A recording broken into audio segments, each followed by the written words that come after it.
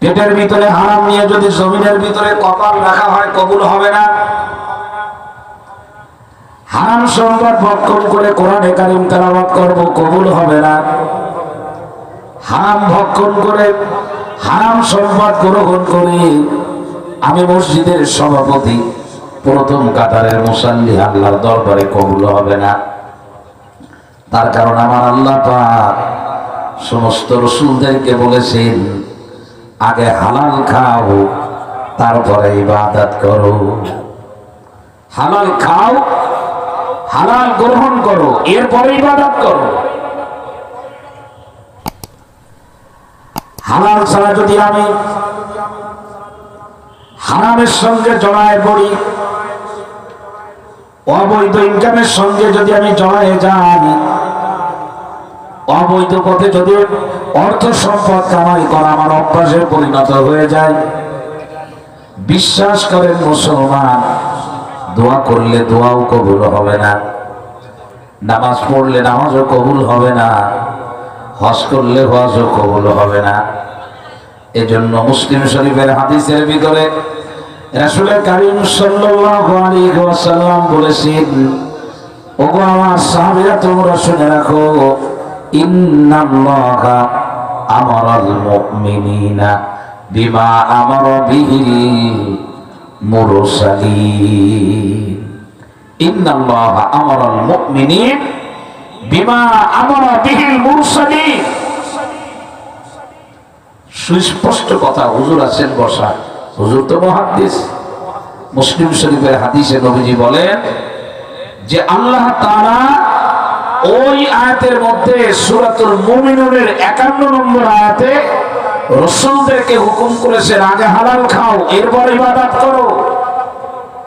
ইবাদত কবুল হওয়ার জন্য হালাল খাওয়া শর্ত। ওই যে হুকুম রাসূলদেরকে করেছেন, আল্লাহর নবী বলেন, ওগো আমার সাহাবীরা তোমরা শোনো, আল্লাহ পাক যত হুকুম রাসূলদেরকে করেছেন ওই সব হুকুম আল্লাহ পাক দুনিয়ার সমস্ত ঈমানদার বান্দাদের জন্য করেছেন। রাসূলরা আল্লাহর যে হুকুমগুলি মানেন, যিনি আল্লাহর সঙ্গে সম্পর্ক করবেন তার জন্য এই হুকুমগুলি মানা জরুরি। মুসলমান ভাইরা আমার, সুতরাং আমাদের চেষ্টা করতে হবে যে কোনো মূল্যে, সর্বোচ্চ চেষ্টা করতে হবে আমি হালাল খাবার গ্রহণ করব, হারাম সম্পদ গ্রহণ করব না। আমি হারাম থেকে নিজেকে বাঁচায় রাখবো, হালাল গ্রহণ করব, হারামকে পরিহার করব। এই চেষ্টা যদি আমার ভিতরে না থাকে, শীতের দিনে ফজরের নামাজ পড়বো কবুল হবে না, জোহরের নামাজ পড়বো তাও কবুল হবে না, মাগরিবের নামাজ পড়বো তাও কবুল হবে না। কেমন যেন একটা বালতির নিচ দিয়ে ছিদ্র, উপর দিয়ে যদি বালতির ভিতরে পানি দেওয়া হয়, আপনি যদি পানি দিতে থাকেন, বছর ব্যাপী আপনি পানি দিতে থাকবেন, বালতিটা পানি দিয়ে কোনোদিন আপনি ভরে রাখতে পারবেন না। উপর দিয়ে পানি দিলে নিচ দিয়ে পড়ে যাবে। বলে আমি হালাল খাই, হালাল ইনকাম করি, হালালের সাথে চলি, আমার বালতিটা হলো ভালো, ওর ভিতরে গল্প দেবো, সেটা ওর ভিতরে জমা হয়ে থাকবে। কিন্তু যদি হারাম খাই, হারামের সাথে যদি জড়িয়ে যায়, হারাম পথে যদি ইনকাম করে, হারামের সাথে নিজের যদি প্রেমের সম্পর্ক করি, আমার অবস্থা হবে ছিদ্র বালতির মতো, উপর থেকে পানি দেব কিন্তু কোনোদিন পানি থাকবে না। বলে আমি ইবাদত বন্দেগী করব, কিন্তু ইবাদত বন্দেগী কোনোদিন আমার জান্নাতে নিতে পারবে না। হারাম, নবীজি বলেছেন লা ইয়াদখুলুল জান্নাহ জাসাদুন গুজিয়া বিল হারাম। কত কঠিন হুঁশিয়ারি, যে দেহ হারাম দিয়ে লালিত পালিত হবে, যে দেহের ভিতরে হারাম থাকবে, যে দেহ গঠন হবে হারাম দিয়ে, নবীজি বলেছেন ওই দেহ আল্লাহর জান্নাতে প্রবেশ করবে না, জান্নাতে যেতে পারবে না।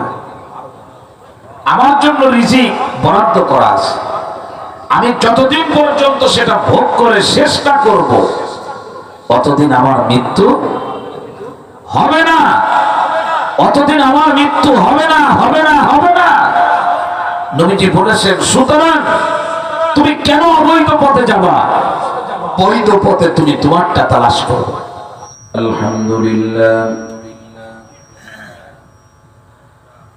আলহামদুলিল্লাহি নাহমাদুহু ওয়া নাস্তাঈনুহু ওয়া নাস্তাগফিরুহু ওয়া নু'মিনু বিহি ওয়া নাতাওয়াক্কালু আলাইহি ওয়া নাউযু বিল্লাহি মিন শুরুরি আনফুসিনা ওয়া মিন সাইয়্যাতি আ'মালিনা من يهده الله فلا مضل له ومن يضلله فلا هادي له ونشهد أن لا إله إلا الله وحده لا شريك له ونشهد أن سيدنا وحبيبنا ومولانا محمدا عبده ورسوله أعوذ بالله من الشيطان الرجيم بسم الله الرحمن الرحيم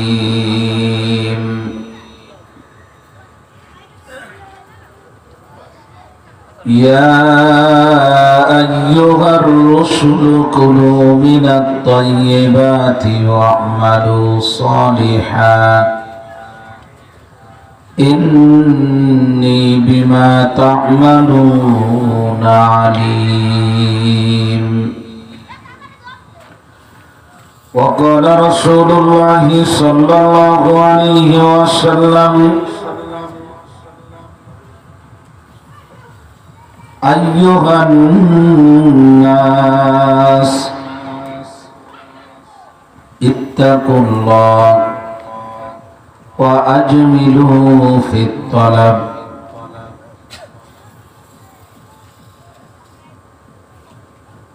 أو كما قال عليه الصلاة والسلام صدق الله العظيم وصدق رسوله النبي الكريم ونحن على ذلك لمن الشاهدين والشاكرين والحمد لله رب العالمين سبحانك لا علم لنا إلا ما علمتنا إنك أنت العليم الحكيم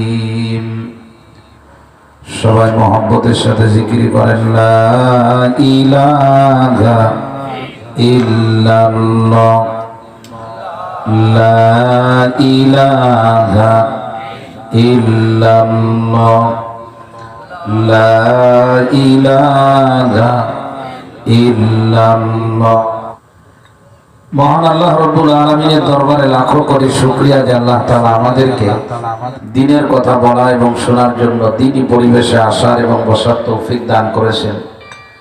শুকরিয়া আদায় করি, বলি আলহামদুলিল্লাহ। কোরআনে কারীমের সূরাতুল মুমিনুনের 51 নম্বর আয়াত আপনাদের সামনে তেলাওয়াত করেছি।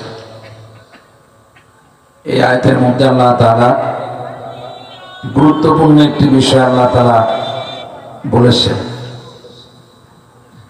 বিষয়টি হলো যে বর্তমান জামানায় একজন মুসলমান মনে করে, বা আমরা যারা মুসলিম আমরা মনে করি যে ইসলাম মানে হলো কেবলমাত্র 5 ওয়াক্ত নামাজ পড়া। অনেকেই মনে করেন ইসলাম মানে হজ করা। ইসলামের হুকুম হিসাবে অনেকেই মনে করেন রমজান মাসের রোজা রাখা। অনেকে মনে করেন নামাজ, রোজা, হজ, যাকাত এগুলির নামই হলো ইসলাম। মুসলমান ভাইয়েরা, ইসলামের অনেক অনেক অনেক গুরুত্বপূর্ণ বিধান, যেগুলির গুরুত্ব এত বেশি যে কোন রকম যদি ওই বিধিবিধানের ব্যাপারে ব্যত্যয় ঘটে, আমরা যদি ওই বিধান থেকে দূরে চলে যাই, তো অসংখ্য বিধান ওই বিধানের কারণে সমস্যায় পড়ে, অথবা আপনি মুলতবি বলেন বা সেগুলো স্থগিত বলেন, অথবা আরো সহজ করে বলা যায় যে কোনো ইবাদতই কবুল হয় না।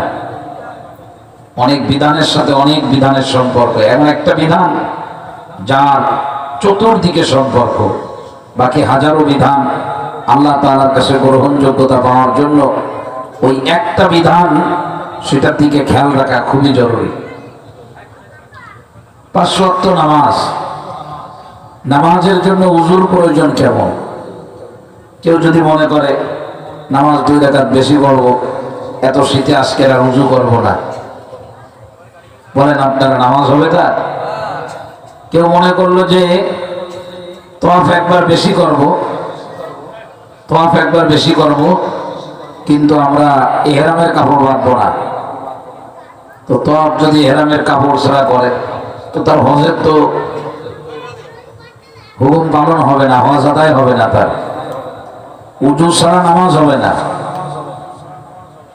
প্রাণ প্রিয় মুসলমান ভাইরা, কেউ মনে করলো যে আমি আমার স্ত্রীকে একটু ভালোবাসা বেশিই দেব, কিন্তু আমি বৈধভাবে বিবাহ শাদী করবো না, অবৈধভাবে আমি এই মেয়েটাকে নিয়ে আসবো। তো যতই ভালোবাসা নিবেদন করেন, অবৈধ রাস্তায় আসলে ওইটা কখনোই আপনার জন্য পজিটিভ কিছু দিবে না, ভালো কিছু দিবে না, ওর দ্বারা আপনি জান্নাতে যেতে পারবেন না। সহজ কথা। তো নামাজের জন্য উযুর গুরুত্ব কত? বলে আমরা এই প্রচন্ড ঠান্ডার ভিতরে একেবারে বরফের মতো ঠান্ডা পানি দিয়েও আমরা উযু করি। কেন? আমরা জানি যে উযু ছাড়া নামাজ হবে না, এটা আমাদের জানা আছে। এজন্য আমরা কি করি বলেন? কষ্ট হলেও আমরা উযু করি।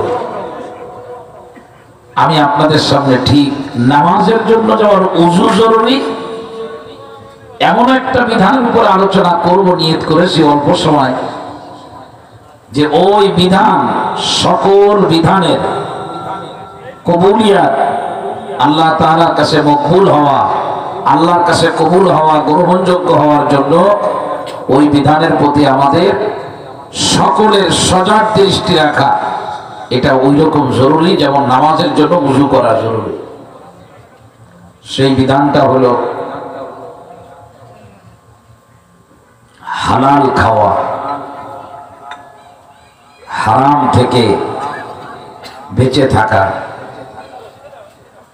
হালাল খাওয়া, হারাম থেকে বেঁচে থাকা। প্রশ্ন হবে কোনটা হালাল কোনটা হারাম? তার কারণ হলো হালাল কোনটা আমি জানি না, হারাম কোনটা তাও আমি জানি না, আমি জানার জন্য চেষ্টাও করি না। আমি যা পাই তাই আমার হাতের ভিতরে নিয়ে নেই। মুসলমান ভাইরা, হালালকে পরিহার করে আমার ভিতরে যদি হারাম চলে আসে, আমার ভিতরে যদি হারাম ঢুকে যায়, এই দেহের ভিতরে যদি হারাম ঢোকে, এই দেহ দিয়ে যত ইবাদত বন্দেগী করব, আল্লাহর দরবারে কবুল হবে না। পেটের ভিতরে হারাম নিয়ে যদি জমিনের ভিতরে কপাল রাখা হয়, কবুল হবে না।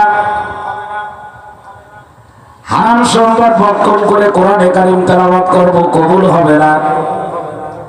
হারাম ভক্ষণ করে, হারাম সম্পদ গ্রহণ করে আমি মসজিদের সভাপতি, প্রথম কাতারের মুসাল্লি, আল্লাহর দরবারে কবুল হবে না। তার কারণ আমার আল্লাহ পাক সমস্ত রাসূলদেরকে বলেছেন, আগে হালাল খাও, তারপরে ইবাদত করো। হালাল খাও, হালাল গ্রহণ করো, এরপরে ইবাদত করো। হালাল ছাড়া যদি আমি হারামের সঙ্গে জড়ায় পড়ি,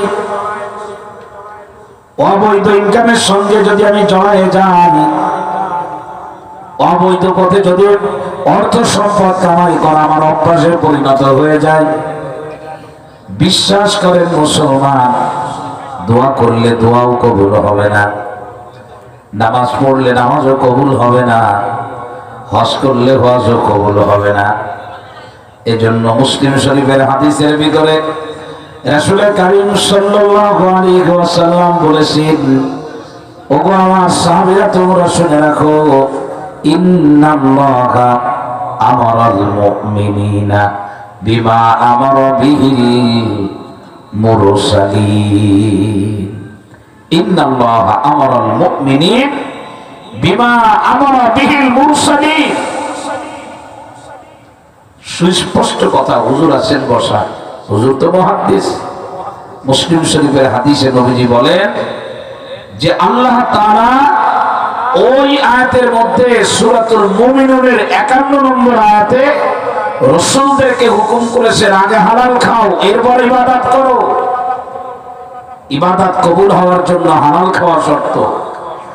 ওই যে হুকুম রাসূলদেরকে করেছেন, আল্লাহর নবী বলেন, ওগো আমার সাহাবীরা তোমরা শোনো, আল্লাহ পাক যত হুকুম রাসূলদেরকে করেছেন, ওই সব হুকুম আল্লাহ পাক দুনিয়ার সমস্ত ঈমানদার বান্দাদের জন্য করেছেন। রাসূলরা আল্লাহর যে হুকুমগুলি মানেন, যিনি আল্লাহর সঙ্গে সম্পর্ক করবেন তার জন্য এই হুকুমগুলি মানা জরুরি। মুসলমান ভাইরা আমার, সুতরাং আমাদের চেষ্টা করতে হবে যে কোনো মূল্যে, সর্বোচ্চ চেষ্টা করতে হবে আমি হালাল খাবার গ্রহণ করব, হারাম সম্পদ গ্রহণ করব না। আমি হারাম থেকে নিজেকে বাঁচায় রাখবো, হালাল গ্রহণ করব, হারামকে পরিহার করব। এই চেষ্টা যদি আমার ভিতরে না থাকে, শীতের দিনে ফজরের নামাজ পড়বো, কবুল হবে না। জোহরের নামাজ পড়বো, তাও কবুল হবে না। মাগরিবের নামাজ পড়বো, তাও কবুল হবে না।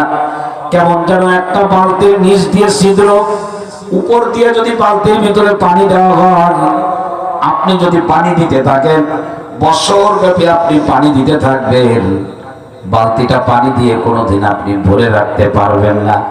উপর দিয়ে পানি দিলে নিচ দিয়ে পড়ে যাবে। বলে আমি হালাল খাই, হালাল ইনকাম করি, হালালের সাথে চলি, আমার বালতিটা হলো ভালো, ওর ভিতরে অল্প দেবো, সেটা ওর ভিতরে জমা হয়ে থাকবে। কিন্তু যদি হারাম খাই, হারামের সাথে যদি জড়িয়ে যায়, হারাম পথে যদি ইনকাম করে, হারামের সাথে নিজের যদি প্রেমের সম্পর্ক করি, আমার অবস্থা হবে ছিদ্র বালতির মতো, উপর থেকে পানি দেব কিন্তু কোনোদিন পানি থাকবে না।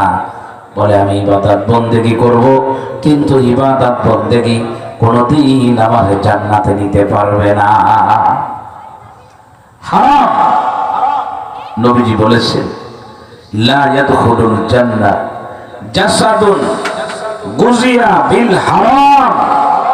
কত কঠিন হুঁশিয়ারি, যে যে দেহ হারাম দিয়ে লালিত পালিত হবে, যে দেহের ভিতরে হারাম থাকবে, যে দেহ গঠন হবে হারাম দিয়ে, নবীজি বলেছেন ওই দেহ আল্লাহ জান্নাতে প্রবেশ করবে না, জান্নাতে যেতে পারবে না।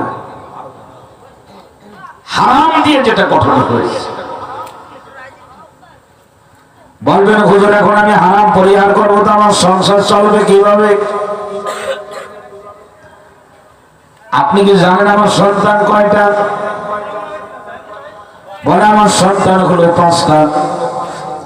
ঘর ভাড়া লাগে প্রত্যেক মাসে আমার 20,000। আমার অফিস থেকে বেতন দেয় মাত্র 15,000। বড় ছেলে অনার্সে পড়ে, মেজ ছেলে মাদ্রাসায় পড়ে। সন্তানগুলোর পিছনে খরচ হয় মাসে প্রায় 10,000। হুজুর আপনি বলেন কিভাবে 20,000 টাকা বাসা ভাড়া দেব? সন্তানের টাকা আমি কিভাবে দেব? আমার সংসার কিভাবে চলবে? হাজার চিন্তা মাথার ভিতরে আসে। মসজিদে নামাজ পড়ে ইমাম সাহেব বলে দিল মিলাদের প্যাকেট একটা করে নেবেন, আপনাদের জন্য একটা করে প্যাকেট হলো বৈধ, দ্বিতীয় প্যাকেট নেওয়ার অনুমতি আপনাদের নাই। ইমাম সাহেবরে বলে হুজুর মাশাআল্লাহ তো আপনি দিলেন আমি শুনলাম, কিন্তু এক প্যাকেটে কিছুই হবে না, তার কারণ আমাদের লোক সংখ্যা অনেক বেশি। হুজুর যে কোনো মূল্যে প্যাকেট আমার 2টা লাগবে। হুজুর বলে অবৈধ পলিসি আমি অবলম্বন করতে পারবো না, প্যাকেট আমি 2টো দিতে পারবো না। বলে হুজুর কোনো রকম একটু মাসালা আপনি বের করে দেন, 2টা নেওয়ার দায়িত্ব আমার। আমি ভালো একজন নামাজি, এই এলাকার লোক জানে আমার থেকে বড় পাক্কা নামাজি আর কেউ নাই, কিন্তু মসজিদের মিলাদের প্যাকেট আমার কাছে নিরাপত্তা পায় নাই। ঠিকই আমি কৌশলী হয়ে অত্যন্ত চালাক চতুরের পরিচয় দিয়ে 2টা প্যাকেট নিয়ে বাড়ি চলে গেলাম। রাস্তা দিয়ে যাই আর মনে মনে বলে সব জায়গায় মশলা দিলে হয় না, সব জায়গায় মশলা দিলে হয় না, সব জায়গায় মশলা দিলে হয় না। আমার লোক সংখ্যা বেশি, হুজুর মশলা দিতেছে, একটার বেশি প্যাকেট নেওয়া যাবে না। আল্লাহু আকবার। তো আপনাদেরকে শোনাবো, প্যাকেট বেশি নিয়ে যে আপনি সবার পেট ভরায় দিতে পারবেন, আর প্যাকেট কম হলে যে কারোর পেট ভরবে না, এই চিন্তা করা, এটা হলো বোকার স্বর্গে নিজেকে প্রবেশ করায় দেওয়া, বোকার স্বর্গে লালিত পালিত হওয়া, বোকার স্বর্গে জীবন যাপন করা। পেট ভরানোর দায়িত্ব আমার না, এ দায়িত্ব কার? জোরে বলেন, আরো জোরে বলেন। বৈধভাবে আমি 1 টাকা ইনকাম করব, আমি দেখতেছি আমার খরচ হবে 100 টাকা, আমি 100-র চিন্তা করে ইনকাম করি না, আমি ইনকাম করি আমার সামর্থ্য অনুযায়ী। আমার যদি বেশি টাকার প্রয়োজন হয়, সে প্রয়োজন পুরা করে দিবেন কে? জোরে বলেন, আরো জোরে বলেন আল্লাহ। এজন্য বিশ্ব নবীর 100টি হাদিসের ভিতরে নবী আমার বলেন, ও আমার সাহাবীরা তোমরা শুনে রাখো, এমন কোন জিনিস নাই যে জিনিস তোমাদেরকে জান্নাতের কাছে নিয়ে যাবে আর জাহান্নাম থেকে তোমাদেরকে দূরে রাখবে। কিন্তু শুনে রাখো, আমি তোমাদেরকে যে হুকুম দেব, এই হুকুম যদি তোমরা পালন করতে পারো, জান্নাতের কাছে তোমরা যেতে পারবা। আমার হুকুম যদি তোমরা পালন করো, জাহান্নাম থেকে দূরে চলে যেতে পারবা। নবীজি এরপরে বলেন, এমন কোন পৃথিবীতে জিনিস নাই যা তোমাকে জাহান্নামের দিকে নিয়ে যাবে, জান্নাত থেকে দূরে সরায় দেবে। কিন্তু আমি যদি কোনো বিষয় তোমাদেরকে নিষেধ করি, ওই নিষিদ্ধ জিনিস যদি তোমরা পরিহার করো তাহলে তো ভালো কথা, পরিহার যদি না করো, আমি যেটা নিষেধ করলাম সেটা যদি তোমরা করো, ওই কাজ তোমাদেরকে জাহান্নামে পৌঁছায় দেবে, জান্নাত থেকে তোমাদেরকে দূরে সরায় দেবে। এরপরে বিশ্ব নবী বললেন, শুনে রাখো ওগো আমার সাহাবীরা, তোমরা শুনে রাখো, ফাত্তাকুল্লাহ ফাত্তাকুল্লাহ ওয়া আজমিলু ফিত তলাব। ফাত্তাকুল্লাহ, আল্লাহর ভয় করো, আর এই জমিনের মধ্যে যে রিজিক তালাশ করবা, খবরদার খবরদার চুরির রাস্তা অবলম্বন করবা না, অবৈধ রাস্তা অবলম্বন করবা না, বামের রাস্তা অবলম্বন করবা না, খারাপ রাস্তা অবলম্বন করবা না। রিজিক তালাশ করার জন্য বৈধ রাস্তা ধরবা, বৈধ রাস্তায় তালাশ করবা রিজিক। তার কারণ হলো, আমি নবী মুহাম্মদ তোমাদেরকে বলে দিলাম, লান তামুতা নাফসুন হাত্তা তাস্তাওফিয়া রিজকাহা। একজন ব্যক্তি অতদিন পর্যন্ত মৃত্যুবরণ করবে না, তার জন্য বরাদ্দকৃত রিজিক যতদিন পর্যন্ত খেয়ে ভোগ করে শেষ না করবে। আমার জন্য রিজিক বরাদ্দ করা আছে, আমি যতদিন পর্যন্ত সেটা ভোগ করে শেষ না করব, অতদিন আমার মৃত্যু হবে না, অতদিন আমার মৃত্যু হবে না, হবে না, হবে না। নবীজি বলেছেন, সুতরাং তুমি কেন অবৈধ পথে যাবা? বৈধ পথে তুমি তোমারটা তালাশ করো। এরপরে নবী আমার বলেন, বৈধ পথে তোমরা তালাশ করবা, হতে পারে রিজিকটা তোমাদের কাছে একটু দেরিতে আসবে। খবরদার খবরদার, অবৈধ পথে তুমি তোমার রিজিক কখনো তালাশ করবা না। তোমার প্রয়োজন তুমি বৈধভাবে পুরা করার চেষ্টা করবা, অবৈধভাবে কোনোদিন তুমি তোমার প্রয়োজন পুরা করার কোন রকম চেষ্টা করবা না। নবী আমার বলেন, যদি বৈধ পথে তুমি চেষ্টা করতে পারো, ভালো করে শুনে রাখো, তোমার রিজিক তুমি যত দ্রুত গতিতে রিজিককে তালাশ করবা, তার থেকে দ্রুত গতিতে রিজিক তোমারে তালাশ করবে। আমি বৈধ পথে তালাশ করব, অবৈধ পথে না। বাহ্যিক ভাবে মনে হবে আমার তালাশ করা রিজিক, আমি যতটুকু ইনকাম করেছি এটা তো কম, এটা নিয়ে আমি কিভাবে বাড়ি যাব? স্ত্রী আমাকে বলবে যে এতগুলো মানুষ তুমি এইটুকু অংশ। স্ত্রী বলবে না। আপনি হযরত মাওলানা হায়াত আলী সাহেব হুজুর বসা আছেন, হুজুরের মাদ্রাসার কোন দিনের বুঝ আছে এমন একজন মেয়েকে যদি কেউ স্ত্রী হিসেবে গ্রহণ করে, আমার স্ত্রীকে আমি যদি দিনদার বানাতে পারি, হাতের খাবার অল্প দেখে তো ইমানদার ব্যক্তি চিন্তা করবেই না যে এই খাবার দিয়ে আমি এত বড় সংসার, এতগুলো মানুষকে কিভাবে বিদায় করব। এই চিন্তা করে ইমানদার করে না। তার কারণ বিদায় করা, প্রত্যেককে ক্ষুধা মিটায় দেওয়া, প্রত্যেকের পেটের চাহিদা পুরা করে দেওয়া, এটা আমিও পারবো না, আপনিও পারবেন না। ক্ষুধা মিটায় দেওয়ার একমাত্র ক্ষমতা একজনের হাতে আছে, তার নাম কি জোরে বলে? খাবার অল্প, এটা বাড়ানোর দরকার নেই। মুসলমান ভাইরা ভালো করে শোনেন, অবৈধ ইনকাম করার মানেই হলো অবৈধ টাকা হাত দিয়ে ধরতেছেন, টাকা ধরেন নাই বরং আপনি আগুন ধরেছেন। অবৈধ সম্পদ মুখ দিয়ে ভিতরে ঢুকাইছেন, খাবার ঢোকান নাই বরং আপনি আগুন ঢুকাইছেন। ইন্নাল্লাযীনা ইয়াকুলুনা আমওয়ালাল ইয়াতামা যুলমান ইন্নামা ইয়াকুলুনা ফি বুতুনিহিম নারা। অবৈধ সম্পদ আপনি ভিতরে ঢোকালেন, তার মানে আগুন ঢোকালেন। অবৈধ সম্পদ গ্রহণ করব না। শরীরের ভিতরে যদি কোনো জায়গার ভিতরে বিষাক্ত কোনো বৃক্ষের কোনো একটা কাঁটা যদি আমার শরীরের মধ্যে ঢোকে, শরীর পচন শুরু হয়ে যায়। বলে অবৈধ সম্পদ যদি দেহের ভিতরে ঢোকে, জিন্দেগির পচন শুরু হয়ে যায়। এমন পচন শুরু হয়, স্ত্রী অসুস্থ, স্বামীও অসুস্থ, সন্তান একটাও মানুষ হয় নাই, ঘরের ভিতরে অশান্তি 24 ঘন্টা লেগে থাকে। মূল জায়গায় হাত দাও, তালাশ করে দেখো আমি অবৈধ ইনকাম করি, লক্ষ কোটি কোটি টাকা কামাই করি, কিন্তু আমার সংসারের মধ্যে কোনো শান্তি নাই। আর যদি বৈধভাবে ইনকাম করা হয়, ইনকামের পরিমাণ কম হবে।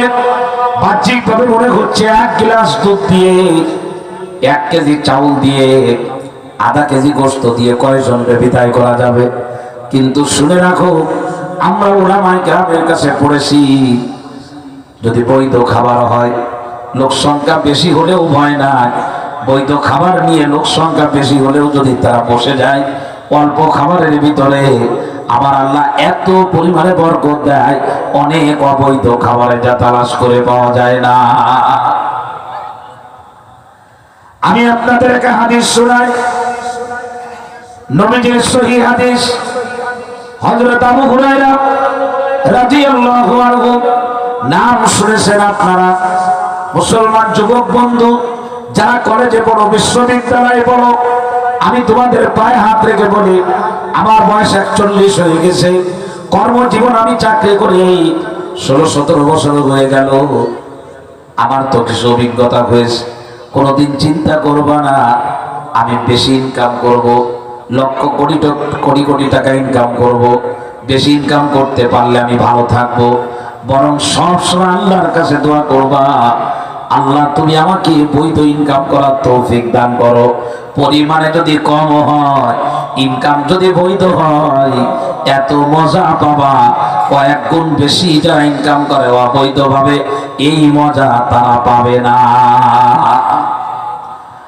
মাঝে মধ্যে লোকজন বলে হুজুরদের বাড়ি মিলাদ হয় না, হুজুররা কাউকে হাদিয়া দেয় না। এই কথাটা প্রায় শোনা যায়। বলে হুজুর আপনারাতে কোনোদিন দান করতে দেখি না। প্রথম উত্তর হলো এই কথার, আমি আলেম, আমি মসজিদের ইমাম, আমি মসজিদের মুয়াজ্জিন, আমি একটা মাদ্রাসার মুহাদ্দিস। আমার জন্য জরুরি যে আমিও কিছু দান খয়রাত করব। গরিব মিসকিন দেখলি আমি আমার সাধ্য মতো 2 টাকা, 5 টাকা, 10 টাকা যা পারি আমি দেব। আমি যারা অসহায় মানুষ আছে, এই মানুষগুলির আমি আমার সামর্থ্য অনুযায়ী সাহায্য করবো, এটা আমার দায়িত্ব। কিন্তু শুনে রাখো, মানুষ যারা বেশি দান করে, বেশি সাহায্য করে, তালাশ করে দেখা যায় আমাদের সমাজের ভিতরে আমি যেটা দেখছি গভীরভাবে, বলে যে বেশি দান করলো, ভাইজান কেমন আছেন, অনেক টাকা দান করলেন, বলে হুজুর এমনি করি না, এত বড় বিপদে আছি, দোয়া করেন আল্লাহ যদি বিপদ মুক্ত করে আরো 1 লক্ষ টাকা আপনার দান করব। জিজ্ঞাসা করা হলো কি বিপদে আছে? বলে হুজুর আমার বিপদ হলো, আল্লাহু আকবার, আমার ছেলে আমার কথা শোনে না, আপনি দোয়া করেন সন্তান যদি বাধ্য হয়ে যান আমি আরো অনেক টাকা আপনাদেরকে দিব। মুসলমান ভাইরা, টাকা দিচ্ছেন ভালো কথা, কিন্তু সংসারের যে অশান্তি পিছনে খুঁটলে দেখা যাবে ওই ঘরের ভিতরে অবৈধ ইনকামের চ্যানেল খোলা আছে। বৈধ ইনকাম করা দরকার, কম হবে ইনকাম। মা বোনরা ভালো করে শোনেন, বৈধ ইনকাম যদি কম হয় তার ভিতরে মজা পাওয়া যায়। হযরত আবু হুরায়রা রাদিয়াল্লাহু তাআলা আনহু থেকে বর্ণিত হাদিস, আবু হুরায়রা নিজেই বলতেছেন, আমার অবস্থা মাঝে মধ্যে এমন হতো, আমি আবু হুরায়রা ক্ষুধার কারণে সোজা হয়ে দাঁড়াতে পারতাম না, তখন আমি আবার নিজেকে সোজা করার জন্য পাথর নিয়ে আমার পেটের ভিতরে বেঁধে রাখতাম, পেটের সঙ্গে, তার মানে কুজো হয়ে না যায়, সোজা হয়ে দাঁড়ানোর জন্য পাথরটা পেটের ভিতরে পেটে বাঁধতাম। হযরত আবু হুরায়রা বলেন, তোমরা শুনে রাখো, মাঝে মধ্যে ক্ষুধার কারণে পেটের ভিতরে একেবারে গরম হয়ে যেত, কি দিয়ে পেটটাকে ঠান্ডা করব, বাধ্য হয়ে তখন আমি জমিনের মধ্যে উপর হয়ে শুয়ে পড়তাম আর পেটের নিচে পাথর দিতাম। পাথরের ঠান্ডা যখন ক্ষুধার্ত পেটে লাগতো, আমি আবু হুরায়রা তখন একটু ভালো লাগতো। হযরত আবু হুরায়রা বলেন, সহিহ হাদিস, আমার সামনে হাদিস, আবু হুরায়রা বলে মাঝে মধ্যে আমারও হতো, হাঁটার মতো ক্ষমতা আমার না, ক্ষুধার কারণে একেবারে আমি ক্লান্ত হয়ে গেছি, আমি আর হাঁটতে পারি না, দাঁড়িয়ে নামাজ পড়বো তাও দাঁড়াইতে পারি না, আমি আবু হুরায়রা উঁচু করে কথা বলবো তাও বলতে পারি না, এত ক্ষুধা লাগছে। আমি আবু হুরায়রা এমন একদিন হলো আমার খাওয়া নাই, আমি দাঁড়াইতে পারি না, হাঁটতেও পারি না।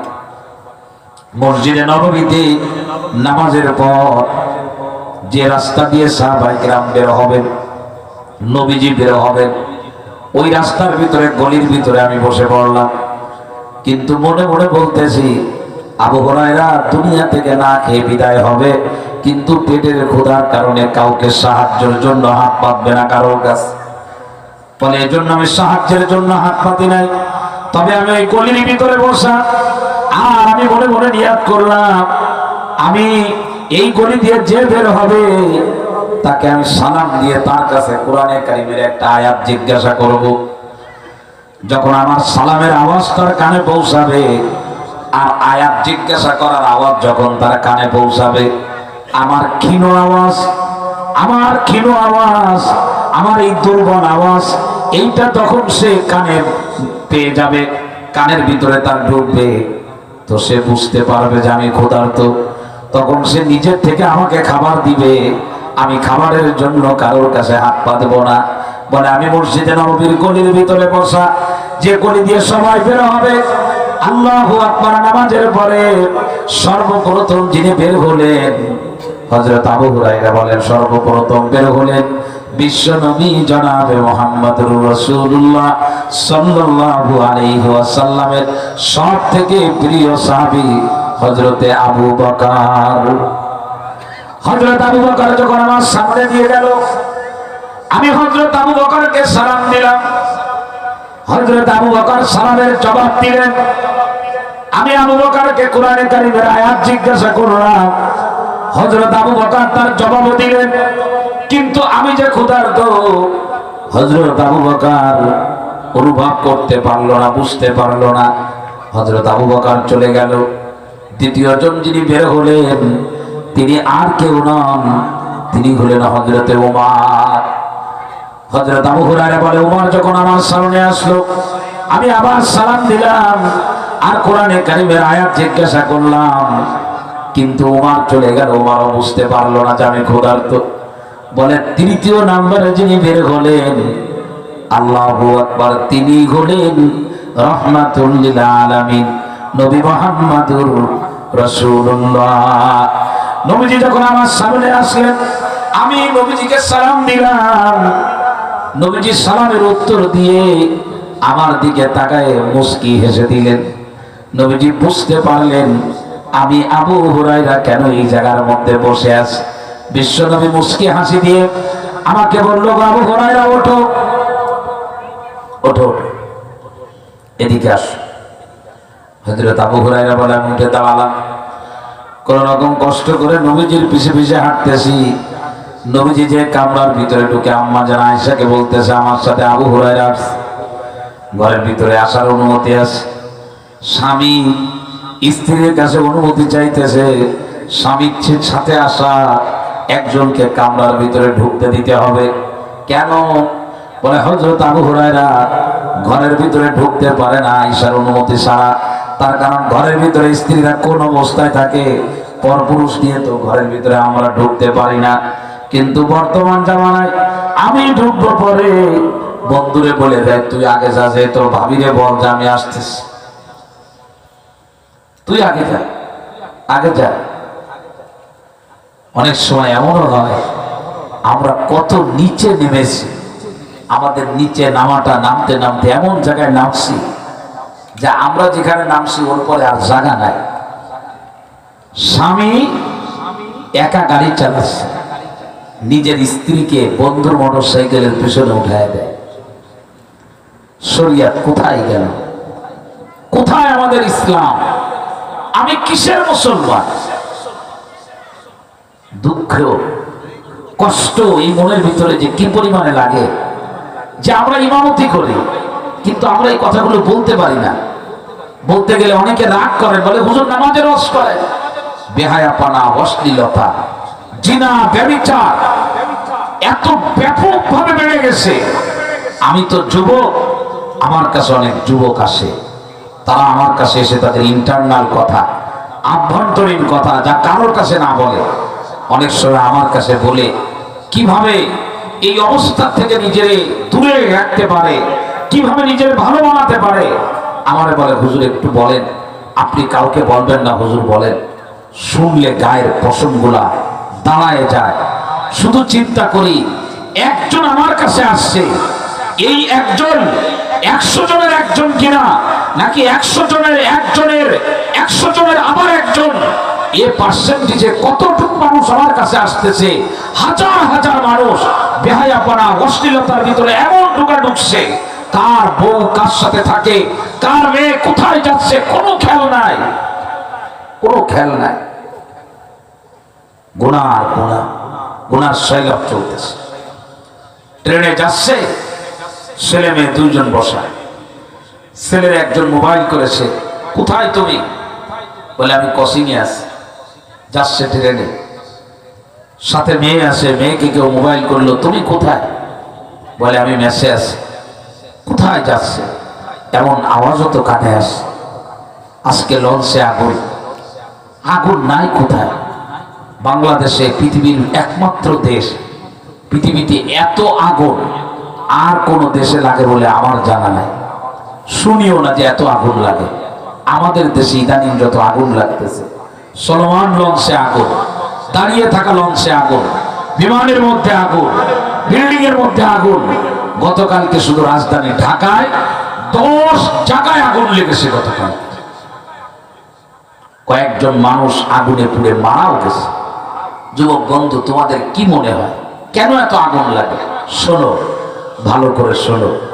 হুজুর এখানে বসা আছেন দুইজন, দুই দিকে আমার থেকে অনেক বড় আলেম।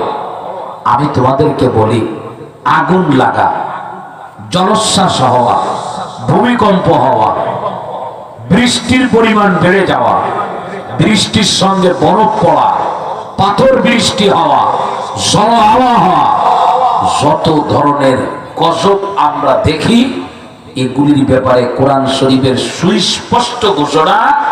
এগুলি তখন সংগঠিত হয় যখন জমিনের মধ্যে গুনাহগারের পরিমাণ, গুনার পরিমাণ, পাপের পরিমাণ বেড়ে যায়, লঞ্চে আগুনের তদন্ত কমিটি হয়েছে, রিপোর্ট হবে, জানি না তারা কি রিপোর্ট দিবে। আমরা দোয়া করব আল্লাহ যেন ভালো রিপোর্ট তাদের দিয়ে দেওয়া হয়। কিন্তু কোরআনে কারীম রিপোর্ট দিয়েই রাখছে যে যেখানে গুনাহ হবে সেখানে আল্লাহর পক্ষ থেকে গজব না। কত গুনাহ আমরা করি, আমাদের গুনার কোনো শেষ নাই। আম্মা জান আয়েশাকে বিশ্ব নবী বলতেছেন, আয়েশা, আবু হুরায়রা বাহিরে দাঁড়ানো, তুমি অনুমতি দিলে তাকে ঘরের মধ্যে আসতে বলবে। হযরত আবু হুরায়রার জন্য অনুমতি দেওয়া হলো। আবু হুরায়রা কামরার ভিতরে ঢুকলেন। হযরত আবু হুরায়রা বলেন, আমি জায়গা নিয়ে বসে গেলাম। বিশ্ব নবী এবার স্বামী স্ত্রীকে বলতেছেন, ওগো আয়েশা, ঘরের ভিতরে কি কোনো খাবার আছে? আবু হুরায়রাকে মেহমানদারি করতে হবে, ঘরে কোনো খাবার আছে? আমাদের ঘরে কত খাবার নষ্ট হয়, বিড়ালেও খায় না, কুকুরেও খায় না, এরপরেও আমরা অবৈধ ইনকাম করব। জীবনেও অবৈধ ইনকাম করতে পারবো না। মায়ের পেট থেকে যখন দুনিয়ায় আসছিলাম, আমার হাতের ভিতরে ধরার ক্ষমতা ছিল না, পায়ের ভিতরে চলার ক্ষমতা ছিল না, আমার চোখের ভিতরে দেখার ক্ষমতা ছিল না, আমি জবান দিয়ে কিছু বলে বোঝাইতে পারতাম না। ওই সময় আমার খাবারের দরকার ছিল। আমার আল্লাহ পাক মায়ের বুক থেকে একেবারে স্পেশাল খাবার, যে খাবারের জন্য আমার মাও কোনো আয়োজন করতে পারে না। আমার মা খাইতো লাল শাক, আমার মা খেয়েছে ভাত, আমার মা খেয়েছে গোশত, আমার মা খেয়েছে ডাউল। আল্লাহু আকবার। আর এই বিভিন্ন রকম খাবার আমার মা যখন গ্রহণ করেছে, আমার আল্লাহ পাক মায়ের পেট থেকে উপরের দিকে বাছাই করে করে এই সব খাবারকে রিফাইন করে মায়ের পেটের ভিতরে থেকে খাবারটা উঠায় নারীর মাধ্যমে আমার আল্লাহ পাক আমার খাবার আমার মায়ের বুকে পৌঁছায় দিয়েছে। আমার মা আমারে কোলে করে নিয়ে কোন রকম যখন স্তনটা আমার মুখে লাগাইছে, আমি স্তন ধরতেও পারতাম না, হাতের ভিতরে ধরার ক্ষমতা ছিল না। আল্লাহু আকবার। কোন রকম আমার ঠোঁটের সঙ্গে মায়ের স্তন লাগানোর সাথে সাথে কে যেন মায়ের বুকের ভিতর থেকে অসংখ্য ছিদ্র দিয়ে আমার জন্য স্পেশাল খাবার বের করে করে দিয়েছিল। বলো, কে দিয়েছিল? জোরে বলো। আর এখন আমি ধরতে পারি, এখন আমি কথা বলতে পারি, এখন আমি বয়ান করতে পারি, এখন আমি লিখতে পারি, রাজপথে স্লোগান দিতে পারি, এখন আমি কাছে উঠতে পারি, এখন আমি পানিতে নামতে পারি। আমি যখন কিছুই পারতাম না, তিনি আমারে খাওয়াইছেন, আর আমি এখন সব পারি। আমি এখন সেজদা দিতে পারি, আমি এখন রুকু করতে পারি, আমি কোরআনে কারীম তেলাওয়াত করতে পারি। আমার খাবারের দরকার, আমি তখন বলতে পারতাম না, এখন আমি বলতেও পারি। মুসলমান ভাইরা রে আমার যখন যোগ্যতা ছিল না, যিনি আমাকে খাওয়ালেন ওই আল্লাহর সাথে আমার সম্পর্ক অবনতি হওয়ার কারণে এখন আমার ধারণা হলো আমারে তিনি তো খাওয়াইতে পারবেন না, আমার খাবার আমাকে জোগাড় করতে হবে। আমার খাবার যদি আমি জোগাড় করতে না পারি, কিভাবে আমার সংসার চলবে? তাই অবৈধ রাস্তা বেছে নিয়েছি। কিন্তু মায়ের কোলে যেমন ছিলাম, ওই সময়ের কথা চিন্তা করে এখন যদি ভাবতাম, এখন আমি সেজদা দিতে পারি, রাতের অন্ধকারে নামাজ পড়তে পারি, এখন আমি ওযু করতে পারি, কালামে পাক তেলাওয়াত করতে পারি, এখন আমি মানুষের উপকার করতে পারি, আমার মা আর বাপের খেদমত করতে পারি। আল্লাহর এতগুলা হুকুম আমি এখন মানবো। যখন হুকুম মানি নাই, তখন যিনি খাওয়াইছেন, হুকুম মানলে অবশ্যই আল্লাহ তার থেকে ভালোভাবে আমারে খাওয়াবে। নবীজি বলেন, ঘরে কোনো খাবার আছে? আম্মা জান আয়েশা বলেন, আমাদের ঘরে তৈরি কোনো খাবার আমাদের ঘরের ভিতরে নাই, তবে এক গ্লাস দুধ, এক গ্লাস দুধ। এই দুধ এই মদিনার অমুক আনসারী আপনার জন্য হাদিয়া দিয়ে গেছে। ওই হাদিয়ার দুধটুকু শুধু গ্লাসের ভিতরে আছে, পেয়ালার ভিতরে আছে। এই ছাড়া এই ঘরের ভিতরে বিশ্ব নবীর ঘরে আর কোনো খাবার না। নবী আমার দুধের পেয়ালা হাতে নিলেন। হাতে নেওয়ার পর হযরত আবু হুরায়রাকে বলেন, ও আবু হুরায়রা, এই যে খাবার পেয়ে গেছি, এই যে দুধ আছে। হযরত আবু হুরায়রা মনে মনে বলতেছে, এখন আমারে দেবে খাওয়ার জন্য। কিন্তু নবীজি হযরত আবু হুরায়রার হাতে দুধের পেয়ালা না দিয়ে আবু হুরায়রাকে বলতেছে, আবু হুরায়রা, তুমি যেমন ক্ষুধার্ত, ওই যে মসজিদে নববীর সাথে যে মাদ্রাসা আছে আসহাবে সুফফা মাদ্রাসা, ওই মাদ্রাসার সব ছাত্রগুলো না খাওয়া, তুমি দ্রুত যাও, আবু হুরায়রা ওদের সবাইকে ডেকে নিয়ে আসো। হযরত আবু হুরায়রা বলেন, নবী যখন আমারে বললেন আসহাবে সুফফার সাথীদেরকে ডেকে নিয়ে আসো, মাদ্রাসার ছাত্রদেরকে ডেকে নিয়ে আসো, মুসলমান ভাইরা রে আমার, নবীর ঘরে খাবার, নবীজি আসহাবে সুফফার চিন্তা করলেন, নিজে খাওয়ার চিন্তা করেন না, আগে যারা কোরআন পড়তেছে তাদের চিন্তা করলেন। আমি আপনাদের বোঝানোর জন্য বলি, আমরা আমাদের বিল্ডিং এর পিছনে লাখ লাখ টাকা ব্যয় করি, আমার ঘরের ভিতরে প্রতি মাসে লক্ষ লক্ষ টাকার খাবার রান্না করা হয়, খাবার খেয়ে পারি না, জানালা দিয়ে ফেলে দিই, প্লেটের ভিতরে খাবার নষ্ট করি, ডাস্টবিনে চলে যায়, অথচ এই সমাজের ভিতরে কত মানুষ না খাওয়া আছে, আমার চিন্তা করার কোনো সুযোগ নাই। কত মানুষের ভিতরে আবার এমন অনেক মানুষ আছেন মাদ্রাসার ভিতরে যারা কোরআনে কারীম তেলাওয়াত করে, মসজিদের ভিতরে যারা মসজিদ পরিষ্কার করে, এই সমাজের ভিতরে না খাওয়া, এই মানুষগুলির চিন্তা আমার মাথায় আসে না। বিশ্বনবী বললেন, ও আবু হুরায়রা, যাও যাও যাও, তাড়াতাড়ি মাদ্রাসার সবাইকে ডেকে নিয়ে আস। হাদিসের ভিতরে আসছে, হযরত আবু হুরায়রাকে যখন ডাকতে বলছে, আবু হুরায়রা তখন কিছু কথা মনে মনে বলছে, যেটা হাদিসের ভিতরে প্রকাশ করেছেন। বলে যে আমি তখন মনে মনে বলতেছিলাম, মাত্র এক গ্লাস দুধ, এক পেয়ালা দুধ, এই দুধটুকু আমার হইলেই তো কোনো রকম আমার হইতো, আমার পুরা হবে না, তার কারণ এক পেয়ালা দুধে কি আর আমার পেট ভরবে নাকি, তাও কোনো রকম তো হইতো একদম না হওয়ার থেকে। কিন্তু নবীজি বলতেছে ওদেরকে ডেকে আনতে, না ওদের হবে না, আমার হবে না, ওদের হবে না, আমার হবে। একজন বাড়ি উদ্বোধন করবে, আপনাদের দোয়ার জন্য ডাকছে, আগেই জিজ্ঞাসা করে কি খাইতে দেবে, খাওয়ার পরিমাণ যদি ভালো হয় তো দোয়ার জন্য বসে ভালো হবে, আর যদি দেখে খাওয়ার অবস্থা খারাপ তো বসে না, স্যান্ডেল খোলে না, বলে আমি খুব ব্যস্ত, দোয়া করতেছেন হুজুর, উনি দাঁড়ায় আছেন, কোনো রকম হাত তুলে দিয়ে যায়। বলে ঠিক আছে, একটা দায়িত্ব দিয়েছিলেন দোয়া করার, দায়িত্বটা পালন করতে পেরেছি। কোনো জায়গায় গেল দোয়া করতে, দুরূদ শরীফ পড়বে, তো সেই দুরূদ শরীফ পড়ার আগে দেখে যে প্যাকেটের সাইজ কেমন, প্যাকেটের সাইজ যদি ভালো হয় দুরূদ শরীফ হয়। আমাদের সবকিছু চলতেছে এইরকমই, যে আমরা দুনিয়া দেখে দেখে আমরা চলতেছি। কথা বুঝাইতে পারি নাই মনে হয়। দুধ এক পেয়ালা, হযরতে আবু হুরায়রা বলতেছে আমার দিলে তো কিছু কাজ হইতো, এদেরকে ডেকে আনলে ওদের হবে না, আমারও হবে না, এটা আমি মনে মনে বলতেছিলাম। কিন্তু আমি মনে মনে বললে না ডেকে তো আমার উপায় নাই, তার কারণ ডাকার ব্যাপারে হুকুম দিয়েছেন কে? আরো জোরে বলেন। হযরত আবু হুরায়রা বলেন, আমি আবু হুরায়রার জন্য নবীর হুকুমের বাহিরে, আল্লাহর হুকুমের বাহিরে যাওয়ার কোনো সুযোগ ছিল না, তাই আমার মনের বিরুদ্ধে যে আমি আবু হুরায়রা আসহাবে সুফফার সমস্ত সাথীদেরকে ডেকে নিয়ে আসলাম। ডেকে আনার পরে নবীজির কামরার দরজায় আসলো, নবীজি তাদেরকে অনুমতি দিলেন, সবাই ঘরের ভিতরে ঢুকলো। ঢোকার পরে আখাযু মাজালিসাহুম, যার যার জায়গা নিয়ে বসে গেল।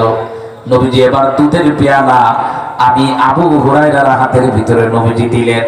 মুসলমান ভাইরা রে আমার, কোন কিচ্ছা কাহিনী বলতেছি না, একেবারে সহিহ হাদিস, মুসলিম শরীফে লম্বা হাদিস আপনাদেরকে শোনায়।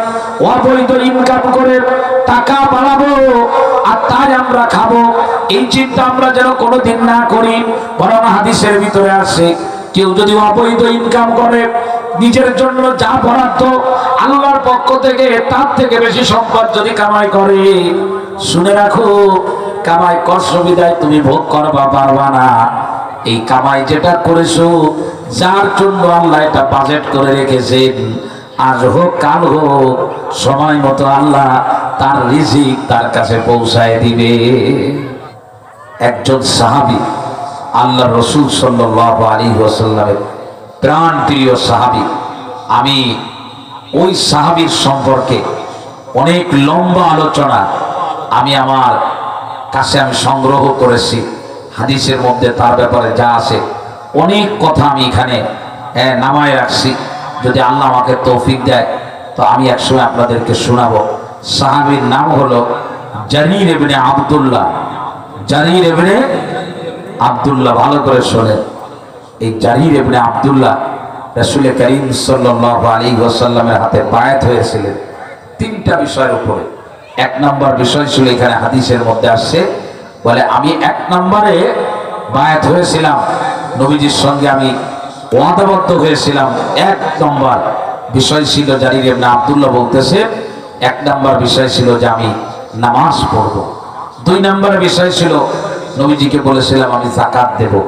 আর তিন নম্বর বিষয় ছিল আমি নবীজিকে বলেছি, হে রাসূল, আমি সমস্ত মুসলমানের জন্য কল্যাণ কামনা করব। নবীজি বলেছেন তুমি এই তিন কাজ করবা, নামাজ পড়বা, যাকাত দিবা এবং সমস্ত মুসলমানের কল্যাণ কামনা করবা। এই তিনটা বিষয়ের উপরে তুমি আমার কাছে প্রতিজ্ঞাবদ্ধ হও। উনি বলতেছেন বায়াতু রাসূলুল্লাহ আলা ইকামিস সালাহ ওয়া ইতাইজ যাকাত ওয়া নুসহি লিকুল্লি মুসলিম, রাওয়াহুল বুখারী ওয়া মুসলিম, সহিহ হাদিস। তো যখন নবীজি বলেছেন যে তুমি সবার কল্যাণ কামনা করবা, তো এই বেচারা কত কল্যাণ কামনা করেছে শোনেন। বাজারে গেছে এই বেচা একটা ঘোড়া কিনবে, জারির ইবনে আব্দুল্লাহ, আল্লাহু আকবার। তো বাজারে যাওয়ার পরে ঘোড়া একটা কিনছে। ঘোড়ার মালিককে জিজ্ঞাসা করছে, এখানে হাদিসের মধ্যে আসছে যে তোমার ঘোড়ার দাম কত? তো ঘোড়ার মালিক বলছে আমার ঘোড়ার দাম হলো 200 টাকা। 200 টাকায় ঘোড়াটা কিনছে। মালিক যা চেয়েছেন মালিককে তাই দিয়েছেন। তো এই 200 টাকা দিয়ে ঘোড়া কেনার পরে আল্লাহু আকবার ওয়া যাহাবা বিহি, ঘোড়া নিয়ে রওনা দিলেন। কিন্তু রওনা দিয়ে যখন দিলেন ঘোড়ার পিঠে উঠে, তো ঘোড়া এত সময় দাঁড়ানো ছিল, তো তার দামটা 200 বলেছে, 200 দিয়ে দিয়েছে। কিন্তু ঘোড়ার দাম তো আপ ডাউন করে ঘোড়ার চলার গতির উপরে। উনি যখন ঘোড়ার উপরে চড়ে বসছেন, তো ঘোড়াটা এখন এমন দ্রুত গতিতে চলতেছে, এত চমৎকার ভাবে চলতেছে। জারির ইবনে আব্দুল্লাহ ঘোড়া সম্পর্কে বড় অভিজ্ঞতা ছিল। উনি দেখতেছে যে এই ঘোড়ার দাম তো 200 না, এই ঘোড়ার দাম তো 400 হবে। ঘোড়াটা যেরকম চালু এবং এর চলার গতি যেমন, তো 400 টাকার ঘোড়া। আল্লাহ, ওই বেচারা ঘোড়ার দাম জানে না, ওর এই ঘোড়ার সম্পর্কে কোনো অভিজ্ঞতা নাই। কিন্তু আমার তো অভিজ্ঞতা আছে, আমি তো বুঝতেছি এটা 400 টাকা দাম। তো সাথে সাথে উনি ফেরত আসছেন। ফেরত আসার পরে ফারজাহা ইলাল বাই, এই যে সামনে হাদিস, উনি চলে এসে বলতেছেন ঘোড়ার মালিকরে যে তোমার ঘোড়ার দাম তো এর থেকে বেশি। বলে কত বেশি? বলে 400 হবে। তো আগে তো 200 দিয়েছিলাম, এই নাম আরো 200 দিরহাম দিলাম। আপনারা দিচ্ছেন এরকম করুন? আমরা দিচ্ছি। বরং আমরা যদি কাউকে ধোকা দিয়ে কিছু কিনতে পারি, তো আমরা তখন মনে করি যে আমার বুদ্ধির কাছে দোকানদার পারবে। কথা বুঝে আসে না? তো উনি আরো 200 দিলেন। কত হলো? 400। ঘোড়ার পিঠে আবার উঠলেন, রওনা হলেন। হাদিসের ভিতরে আসছে যেই না ঘোড়ারে চালায় সে ঘোড়া আরো দ্রুত গতিতে চলে। কেমন জানো, আগে ডিজেল ঢুকাইছিল গাড়িতে, টান কম ছিল। পেট্রোল দিলে টান একটু বাড়ছে, অকটেন দিলে টান আরো বেড়ে গেছে। এখন 400 দেওয়ার পরে ঘোড়া আবার যখন চালালো, ঘোড়া আরো দ্রুত গতিতে দৌড়ায়। হযরতে জারির বিন আব্দুল্লাহ রাদিয়াল্লাহু আনহু, নবীজির হাতে গড়া স্বর্ণের মানুষ, জারির বিন আব্দুল্লাহ বলতেছেন এই ঘোড়ার দাম তো 400 হবে না, এই ঘোড়ার দাম তো আরো বেশি হবে। তখন আবার তিনি ফিরলেন, বিক্রেতার বাড়িতে এসে বলতেছে তোমার ঘোড়ার দাম তো আরো বেশি হবে, ইউসাবি আকসারা, আরো বেশি দাম হবে এটা। বলে কত হবে? বলে তুমি বুঝতে পারো না, এর দাম হবে 600 দিরহাম। আমি তোমার 400 দিরহাম দিয়েছিলাম, এই নাও আরো 200 দিরহাম দিয়ে গেলাম। 600 দিয়ে এবার রওনা দিলেন। গোপালগঞ্জের মুসলমানেরা দিল থেকে আমারে ভালোবাসেন, আমি আপনাদেরকে ভালোবাসি। এই বয়ানের দ্বারা আমি কাউকে টার্গেট করে কষ্ট দেওয়ার জন্য বলি না। আমার আল্লাহ আমারে তৌফিক দান করে, আপনাদেরকে তৌফিক দান করে। জন্ম যখন হয়েছে না খেয়ে মারা যাব না, পৃথিবীতে আল্লাহ আমাদেরকে না খাওয়ায় রাখবেন না। আমারে তৈরি করার আগে, এই জমিনে পাঠানোর আগে আমার কি পরিমাণ খাবারের দরকার, আমার কি পরিমাণ সম্পদের দরকার, আমার আল্লাহ পাক সব নির্ধারিত করে সব ব্যবস্থা করে এরপরে আমাকে আমার আল্লাহ পাক দুনিয়ায় পাঠাইছে, আমাদেরকে আল্লাহ দুনিয়ায় পাঠাইছে। সুতরাং বৈধভাবে যতটুকু আসবে আমি বুঝবো যে ওইটা আমার জন্য, অবৈধভাবে যেটা আমি নিচ্ছি খোদার কসম করে বলি সেটা আমার না, আমি আরেকজনের তা নিয়ে আমার কাছে জমা করতেছি। এই অবৈধ সম্পদের কারণে আমি এমন বিপদে পড়ব, ওই অবৈধ সম্পদ আমার হাত থেকে বের হয়ে মালিকের হাতে আবার যাবে। মুসলমান ভাইরারে আমার 600 দিরহাম দেওয়ার পরে ঘোড়ার উপরে আবার রওনা দিলেন। লম্বা হাদিসের ভিতরে আছে আল্লাহু আকবার। ঘোড়া আরো ভালোভাবে চলতেছে। জারির ইবনে আব্দুল্লাহ বলতেছে, হায়রে আমি তো 600 দিয়ে নিয়ে আসলাম, এ যেভাবে চলতেছে দাম তো আরো বেশি হবে।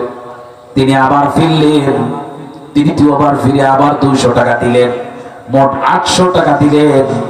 জারির ইবনে আব্দুল্লাহ সাথে থাকা একজন জারির ইবনে আব্দুল্লাহকে বলতেছে, ও জারির, তুমি তো মাত্র 200 দিরহামে ক্রেতার সন্তুষ্টিতে এটা কিনে নিয়ে আসছিলে, ক্রেতা তো তোমার কাছে আর বেশি চাই নাই, তুমি কেন নিজের থেকে 3 বার যে এইভাবে করে নিজের থেকে আরো 600 দিরহাম দিয়ে আসলে? জারির ইবনে আব্দুল্লাহ তখন বলে, এ বিশ্বনবীর সাহাবী, তুমি শুনে রাখো, আমি নবীজির হাতে বায়াত হয়েছি, নবীজি আমাকে বলেছেন আমি প্রত্যেকের কল্যাণ কামনা করব। ওই লোকটা যদিও বুঝতেছে না, কিন্তু শুনে রাখো আমি তো বুঝতেছি, আমি বোঝার পরেও কারোর ক্ষতি করতে পারি না।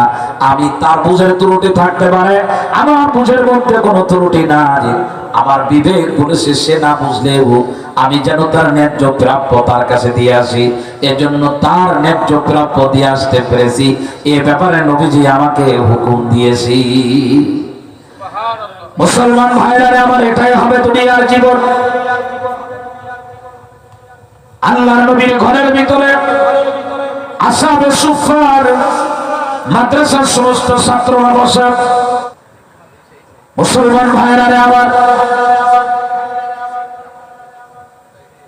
নবীজির ঘরের ভিতরে আসহাবে সুফফার সব সাহাবীরা বসা। হযরত আবু হুরায়রা, খোদার তো আবু হুরায়রাও বসে। নবী এবার দুধের পেয়ালা হাতে নিলেন। হযরত আবু হুরায়রাকে বলেন, ও আবু হুরায়রা, এই নাও দুধের পেয়ালা, নাও, ওই মাথা দিয়ে দেওয়া শুরু করো। তখনও বলে না যে তুমি আগে খাও। মুসলমান খাবার কম দেখে, লোভ বেশি দেখে ভয় পাওয়া, এটা কোনো ইমানদারের বৈশিষ্ট্য হতে পারে না। ইমানদার খাবারের দিকে তাকায় না, ইমানদার আল্লাহর খাজানার দিকে তাকায়। বিশ্বনবীর একজন সাহাবী ডাকতে এসেছেন। সাহাবীর স্ত্রী বলে দিয়েছে খাবারের পরিমাণ কম আছে। আমি নিজে হাদিস পড়েছি, আমার বলতে ভালো লাগতেছে, তাই আমি আপনাদের বলি। আমরা অল্প বেতন পাই, কি করে বেশি কামাই করা যাবে অবৈধভাবে? আমি ছোট রাজনীতিবিদ, কি করে চুরি ডাকাতি করে রাষ্ট্রের সম্পদ মারা যাবে? কি করে মানুষের টামার হাতে নেওয়া যাবে? 5 কাঠা জায়গায় হবে না, কি করে 10 কাঠা জায়গা বানানো যাবে? আমরা পাগল হয়ে যাই। এই গাড়ির ভিতরে 10 জন যাত্রী আছে, 10 জন নিলে তো হবে না, কি করে আরো 10 জন উঠানো যায়? এই করে করে দুনিয়ায় বিভিন্ন ধরনের দুর্ঘটনা ঘটতেছে। ও মুসলমান, আমার নজর তো কবের দিকে থাকবে না, আমার নজরও থাকবে সব খাজানার মালিক আল্লাহর দিকে। হাদিসের ভিতরে আসছে, হুজুর আপনাদেরকে শোনাবে। আনসারী সাহাবীর স্ত্রী বলছে, খবরদার, জোরে আওয়াজ দিবা না, শুধু আস্তে আস্তে যে নবীজির কানে কানে বলবো, হুজুর আসসালামু আলাইকুম, আমাদের ঘরে অল্প একটু রুটি আছে আর তরকারি আছে, আপনি আর আপনার সাথে 2 জনকে নিয়ে আসে, এটা একটু খাওয়াবো। স্ত্রী শিখাইতেছে আস্তে আস্তে বলে। হুজুর বসে আছে, হুজুর বলুক যে আব্দুল কুদ্দুস, এটা তো ভুল হয়ে যাচ্ছে, এটা ফেরায় না। তো সাহাবীর স্ত্রী শিখাই দিয়েছে যে তুমি খবরটা জোরে বলবে না, কেউ যেন বুঝতে না পারে। নবীজিরে বলবে যে অল্প একটু খাবার আছে, আপনি আসেন আর সাথে 1-2 জনকে নিয়ে আসেন, আচ্ছা খেয়ে চলে যায়। এখন ওই সাহাবী যে ডাকতে গেছেন, সাহাবী যে ডাকতে গেলেন, উনি যে নবীজিকে বলছেন, আমার দিকে খেয়াল করেন, নবীজির সঙ্গে যত সাহাবী ছিলেন নবীজি সবাইকে বলছে মারহাবা মারহাবা, এই তোমাদের আনসারী ভাই তোমাদের জন্য মেহমানদারির আয়োজন করেছে, চলো সবাই। তো নবীজি উঠে রওনা হয়েছেন, সাথে সাহাবায়ে কেরাম যারা ছিল সবাই গেছে। আনসারী সাহাবীর স্ত্রী দেখে আস্তে আস্তে বড় জোরে জোরে বলছে, বলতেছে না আমি তো জোরে বলি না, তুমি যেভাবে বলছো এইভাবেই আমি নবীজিরে বলছি। যেই আমি বলছি নবীজি সবাই নিয়ে আসছে। খাওয়া কি করে খাও, মেহমানদারি করবা কি করে, লোকজন না খেয়ে থাকবে। তো আল্লাহ রাসূল সাল্লাল্লাহু আলাইহি ওয়াসাল্লাম বললেন, যা আছে তোমার স্ত্রীকে বলো এদিকে নিয়ে আসতে। তরকারি আছে অল্প, রুটি আছে অল্প। আমার দিকে খেয়াল করেন ভাইরা। তো নবীজি এবার এই রুটি সিলতে লাগাই দিলেন, এটা সিললাম কিছু মনে নিয়ে না, এরকম করে সিললেন ছোট ছোট করে। সিলার পরে একবার ঢেকে রেখে তারপরে খাবার খোলে। নবীজি এবার এটা খুলে খুলে ওই তরকারি ডিশের মধ্যে দিলেন রুটি। দেওয়ার পরে এক একজন সাহাবীকে ডাকতেছে না, বলতেছে এই আব্দুল কুদ্দুস আসো, আসছে। ওই জায়গাতে উঠায় ওরে একটু দেয়, আরাম করে খেয়ে চলে যায়। আর একজনকে ডাকছে, ওই জায়গাতে উঠায় দিয়েছে, ও খেয়ে চলে। ওর ভিতরে কি হচ্ছে কেউ দেখতেছে না, সব ঢাকা। এইভাবে খাওয়াইতে খাওয়াইতে যত সাহাবী ছিল, সাহাবী বলেন যে আমরা সবাই একেবারে পরিতৃপ্ত হয়ে খেলাম। খাওয়ার পরে নবীজি এবার ডিশ ধরে ওই আনসারী সাহাবীকে দিয়ে বলতেছে, তোমার স্ত্রীকে দিতে যাও, এটা স্ত্রীকে বলো তোমরা ঘরে যারা আসো তোমরা খাও, আর এই আশপাশে যারা না খাওয়া আছে তাদেরকেও পৌঁছায়। সুদের কারবার করা লাগে? কথা বলেন, সুদের কারবার করা লাগে না? সে আল্লাহ মনে এখন নাই, চেঞ্জ হয়ে গেছে, নির্বাচনে পরিবর্তন হয়েছে নাকি? কথা বলেন, সে আল্লাহ নাই এখন? সে আল্লাহ যে খাজানা থেকে এইগুলো দিতেন, ওই খাজানা মনে এখন বন্ধ হয়ে গেছে নাকি? সেজন্য আমরা পাগল হয়ে যাই, আমরা পাগল হয়ে যাই। ভ্যানালার চিন্তা কি করে প্যাসেঞ্জারে ধোকা দেবে, প্যাসেঞ্জারের চিন্তা কি করে ভ্যানালারে ধোকা দেবে। কেউ যদি অটোয় উঠে অটোওয়ালারে টাকা না দিয়ে নেমে যেতে পারে, সে মনে করে আগামীতে আমি বাংলাদেশের প্রধানমন্ত্রী, অটোর টাকা ফাঁকি দিতে পারছি। আর অটোওয়ালা যদি কোনো রকম প্যাসেঞ্জারের কাছ থেকে 10 টাকার ভাড়া 12 টাকা নিতে পারে, প্যাসেঞ্জার 12 টাকা দিয়ে যায়, অটোওয়ালা পিছনে অটোর মধ্যে বসে বসে কয় এরপর আজকে 14 টাকা নেবো। সেনো আমরা অবৈধ ইনকাম করি আর নিজেদেরকে আমরা যোগ্যতা সম্পন্ন মানুষ মনে করি। অবৈধ ইনকাম কোনোদিন আমার জীবনে শান্তি এনে দিবে না, শুধু অশান্তি এনে দেবে। বৈধ ইনকামের ভিতরে এত শান্তি পাবেন, এত শান্তি আছে, আল্লাহর মেহেরবানিতে কলিজা ভরা শান্তি পাবে। হযরত আবু হুরায়রার হাতে পেয়ালা দিয়ে নবীজি বলবে যে তুমি আগে খেয়ে নাও, এরপরে থাকলে সবাইকে দিও। তাই বললে ভালো হতো না? লম্বা হাদিস। কেন আমি অবৈধ ইনকাম করব? 5 টাকা ইনকাম করব, 5 টাকা নিয়ে আমি রওনা হয়ে যাব। মুসলমান ভাইরা আমার,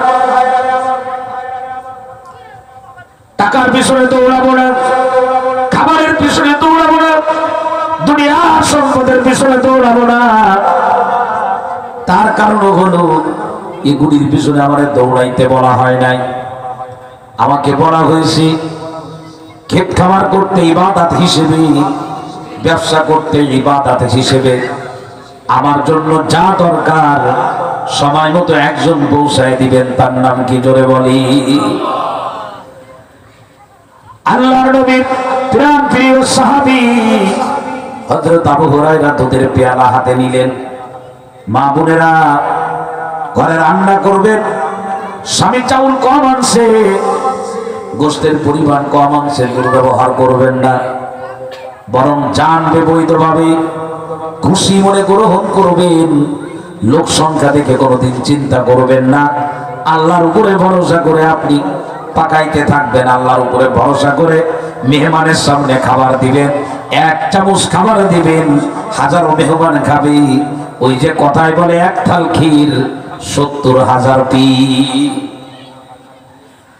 মুসলমান ভাইরা আমার, বাড়িতে ডিপ টিউবওয়েল, রাস্তার পাশে ডিপ টিউবওয়েল, ও মুসলমান, আপনার বাড়ির পাশে একটা পুকুরের পানি, যে পানি দেখা যায় ওই পানি যদি মানুষ নেওয়া শুরু করে, এক এক কলসি করে দিলে 1000 কলসি পানি উঠে যাবে। দেখবেন পানি কমে গেছে, একদিন পানি শেষ হয়ে যাবে।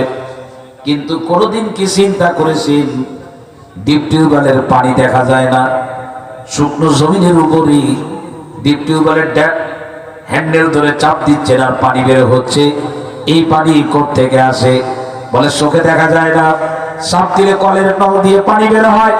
বলে এই পানি যাব আমার আল্লাহর হুকুমে জমিনের নিচ থেকে আমার আল্লাহ পাক আমাদের জন্য দিয়ে দেয়।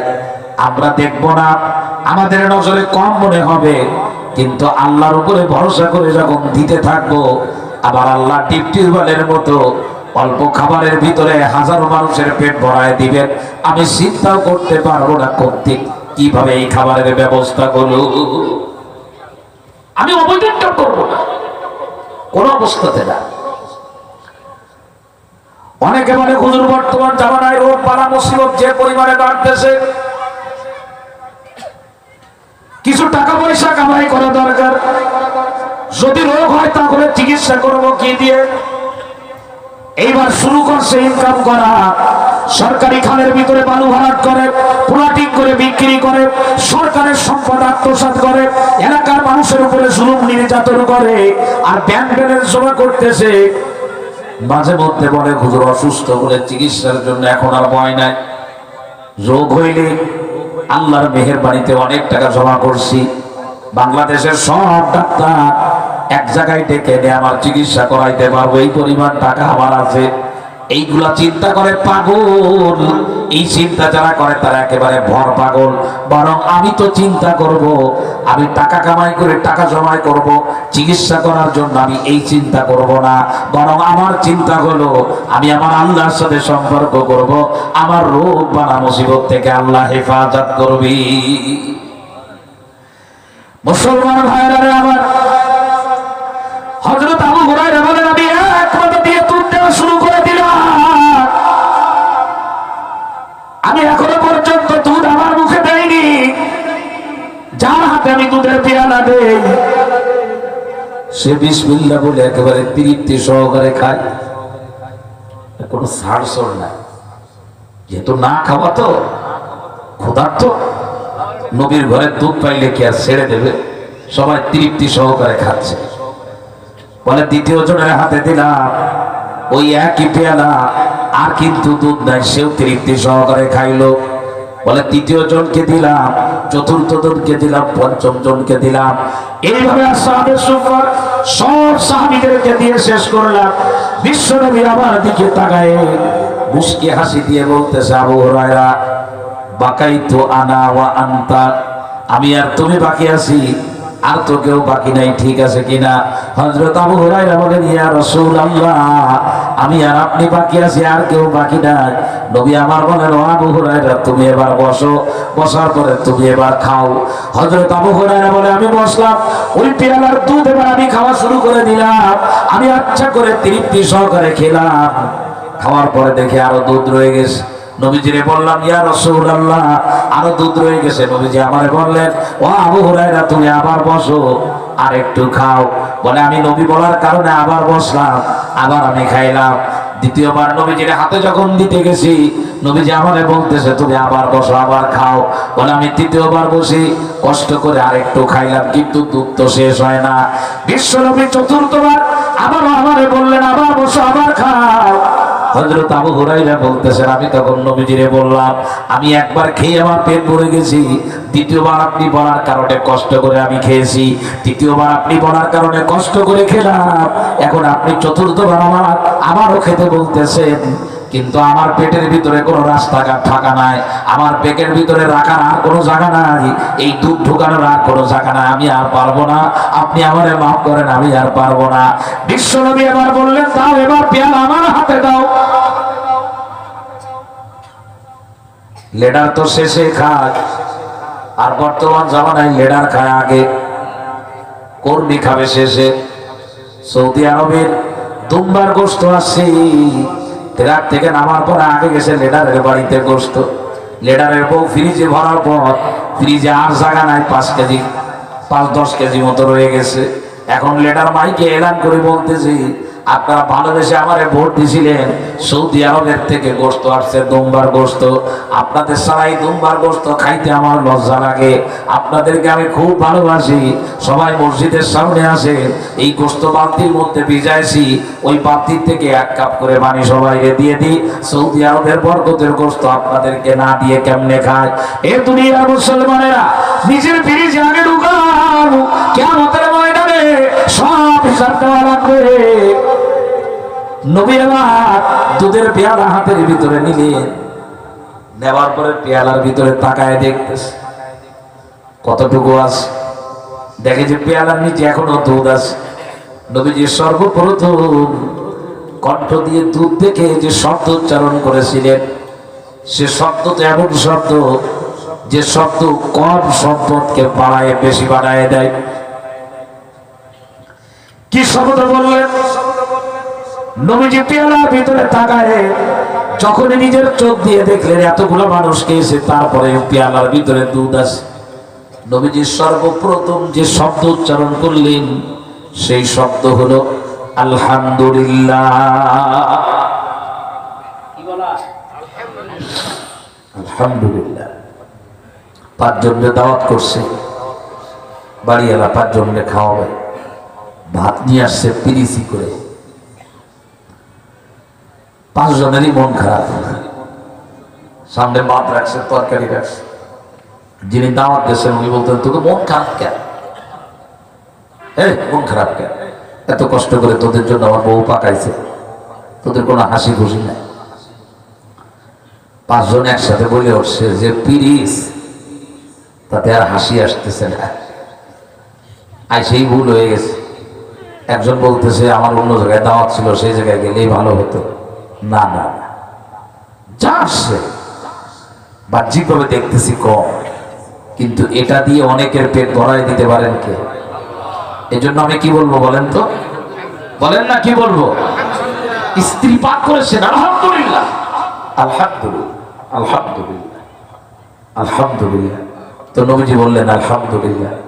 এরপরে আমার নবী বিসমিল্লাহ বলে ওই যেটুকু রয়ে গেছে এখনো পেয়ালার ভিতরে দুধ, নবীজি সেটুকু খেয়ে পেয়ালাটা পরিষ্কার করলে দুধটা শেষ করে। এখানে যদি নবীজি পেয়ালা দেখে চিন্তা করতেন আসহাবে সুফফা ওদের ডেকে আবার কোন বিপদে পড়ে যায়, না, এই চিন্তা নাই, এই চিন্তা নাই। যার যার তকদিরে যা আছে ঠিক সবাই মতো তার কাছে পৌঁছায়। একটু দেরি হতে পারে, 1 দিন দেরি হতে পারে, 2 দিন দেরি হতে পারে, 3 দিন দেরি হতে পারে, তার থেকে বেশি দেরি হবে না। আল্লাহ নবী বলেছেন, একজন মানুষকে মৃত্যু যেমন আমারে তালাশ করে,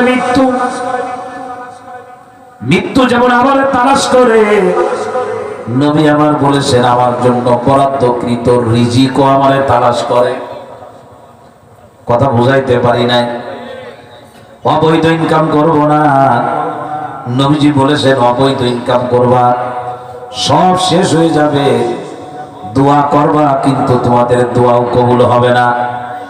হাদিসের ভিতরে নবী আবার বলেন, ওগো আমার সাহাবীরা শুনে রাখো, তোমাদের এক ভাই আল্লাহু আকবার দূর থেকে সফর করে আসছে, অনেক দূর থেকে সফর করে আসছে, মসজিদে হারামে আসছে, কাবা শরীফে এত দূরের থেকে আসছে, লম্বা সফরের কারণে আসা মাথার চুলগুলি তার এলোমেলো হয়ে গেছে, আকবার পরনের কাপড়গুলো সব ধুলো ধূসরিত হয়ে গেছে, ময়লা হয়ে গেছে। অনেক দূরের থেকে আসছে, মরুভূমিতে কষ্ট করে আসছে কাবা শরীফে। শরিয়াতের মাসআলা, ইসলামের দিক নির্দেশনা হলো যখন কোনো লোক কাবায় যায় সর্বপ্রথম কাবার দিকে যখন নজর পড়ে, ওই নজর পড়ার সাথে সাথে আল্লাহর কাছে যা যা দোয়া করে আল্লাহ পাক সব দোয়া কবুল করে নেয়। দোয়া কবুলের যে মুহূর্ত আছে, দোয়া কবুলের যে জায়গা আছে, এই মুহূর্ত এই জায়গা, এর মধ্যে একটা হলো কাবা। মুসলমান ভাইরা রে আমার, নবীজি বলেন তোমাদের ভাই অনেক দূর থেকে সফর করে আসে, চুলগুলো সব এলোমেলো হয়ে গেছে, পরনের কাপড়টাও ময়লা হয়ে গেছে। আল্লাহু আকবার। এখন তো বিমানে যায়, তারপরেও তো শরীর ক্লান্ত হয়। তখন তো আর বিমান ছিল না, মরুভূমির রাস্তা পাড়ি দিয়ে আস, ঘোড়ায় চড়ে আসছি, উটের পিঠে চড়ে আসছে, পায়ে হেঁটে আসছে। কাবা শরীফের সামনে চলে গেল। মুসলিম শরীফের হাদিস। এ গোপালগঞ্জের মুসলমান যুবক বন্ধুরা, আমার বাপজানেরা, আমার মায়েরা, ভালো করে শোনেন। প্রায় এই কথাটা কানে আসি, লোকজন বলে হুজুর এত দোয়া করি কিন্তু আল্লাহ দোয়া কবুল করে না কেন? লঞ্চে আগুন লেগে গেল, এই লঞ্চের ভিতরে 4 শতাধিক যাত্রী হাউমাউ করে কাঁদলো আর আল্লাহরে বলল, আল্লাহ আমাদেরকে আগুনের হাত থেকে বাঁচাও। আল্লাহ কেন তাদের দোয়া কবুল করে নাই? ইস্তেমার ময়দানে দোয়া হয়, কেন দোয়া কবুল হয় না? মুসলমান ভাইরা হাদিস শুনলে সেটা বুঝে আসবে। নবী আমার বলেন, লম্বা সফর করে আসছে, চুলগুলি এলোমেলো, পরনের কাপড় ময়লা, ইয়ামুদ্দু ইয়াদাইহি ইলাস সামা,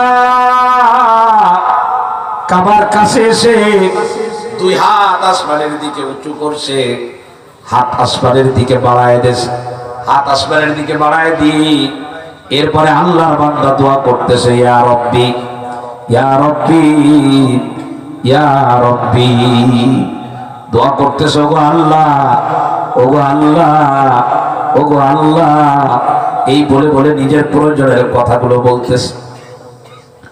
কখনো বলে, আল্লাহ তুমি আমারে পারিবারিক জীবনে শান্তি দাও, আল্লাহ তুমি আমারে ভূমিকম্প থেকে বাঁচাও, আমার ছেলেটারে চাকরি দাও, আমার মেয়েটার বিবাহের ব্যবস্থা করে দাও, আমার রাজনৈতিক জীবনে নিরাপত্তা দাও। বলে হাজারো দোয়া করতেছে হাত উঁচু করে আসমানের দিকে, ইয়া রব্বি ইয়া রব্বি ইয়া রব্বি, দোয়া করতেছে আসমানের দিকে হাত উঠায়। নবীজি বলেন, কিন্তু শোনো, কাবা শরীফকে সামনে নিয়ে আসমানের দিকে হাত তুলে দোয়া করতেছে, কিন্তু ওই লোকটার কন্ডিশন কি, ওই লোকটার অবস্থা কি তোমরা শোনো। হারাম, ওর পেটের ভিতরে যে খাবার আছে সেই খাবার হলো হারাম। ওয়া মাশরাবুহু হারাম, ও পান করছে তাও হারাম। ওয়া মালবাসুহু হারাম, এমনকি ওর পরনের ভিতরে ওর লজ্জাস্থানকে ঢাকার জন্য যে কাপড় পরিহিত আছে, এই কাপড়ও বৈধ টাকার না, কাপড়ও হারাম। পেটের খাবার হারাম, পেটের ভিতরে রাখা পানি হারাম, পরনের কাপড় হারাম, এমনকি গুজিয়া বিল হারাম। এই দেহটা গঠিত হয়েছে হারাম দিয়ে। নবী আমার বলেন, পেটের ভিতরের খাবার হারাম, পানি হারাম, পরনের কাপড় হারাম, দেহটা হারাম দিয়ে তৈরি। আল্লাহ নবী বলেন, ও আমার সাহাবীরা, ও তো দোয়া করতেছি, ওর দোয়া তো কবুল হওয়া দরকার, অনেক দূর থেকে কষ্ট করে আসছে, কিন্তু পেটের ভিতরে হারাম, দেহের ভিতরে হারাম, দেহটা হারাম দিয়ে তৈরি, পরনের পোশাকটাও হারাম, এতগুলা হারাম যার কাছে আছে, ফাআন্না ইউস্তাজাবু লিযালিকা, নবী আমার বলেন, ও দোয়া করতেছে, ওর দোয়া কবুল হওয়ার দরকার, কিন্তু এতগুলা হারাম ওর কাছে আছে, বলতো কিভাবে তার দোয়া কবুল হবে?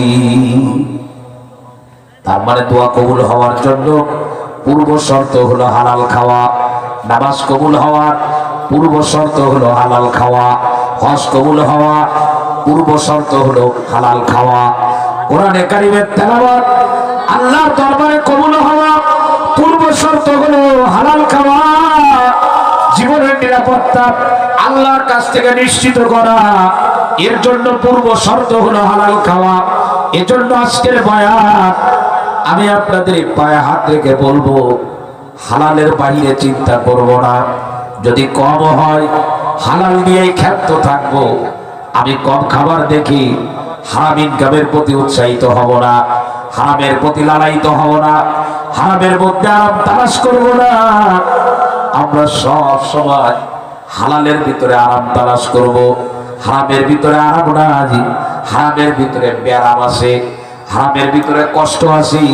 ও মুসলমান, ভালো করে শোনেন, রাস্তা দিয়ে গাড়ি চালাইলে আরাম পাওয়া যায়। রাস্তা ছাড়া যদি আপনি রাস্তার নিচ দিয়ে চলেন, আপনার গাড়ি যতই ভালো হোক, ওই জায়গার ভিতরে আরাম পাওয়া যায় না।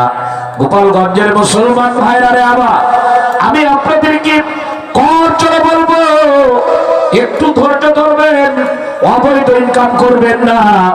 এমনও হতে পারে আপনি যেটা অবৈধ ইনকাম করতেছেন ওটা আপনার জন্যই বরাদ্দ, কিন্তু একটু পরে বরাদ্দ করা আছে। এ মুসলমান গাছে ফল ধরেছে, পাগল হইও না, ওই ফল আস্তে আস্তে পেকে যাবে, ও ফল তোমার বাড়িতে পৌঁছাবে, ওই ফল তুমি খেতে পারবা। কিন্তু আগেই যদি কাঁচা ফল পারো, টকের কারণে খাইতে পারবা না। হারাম ইনকাম করব না, যে টাকা হারাম ইনকাম করলাম ওই টাকা আমার জন্য বৈধ। আমি একটু ধৈর্য ধরলে নবীজি বলেন তোমার কাছে একটু পরে পৌঁছাবে।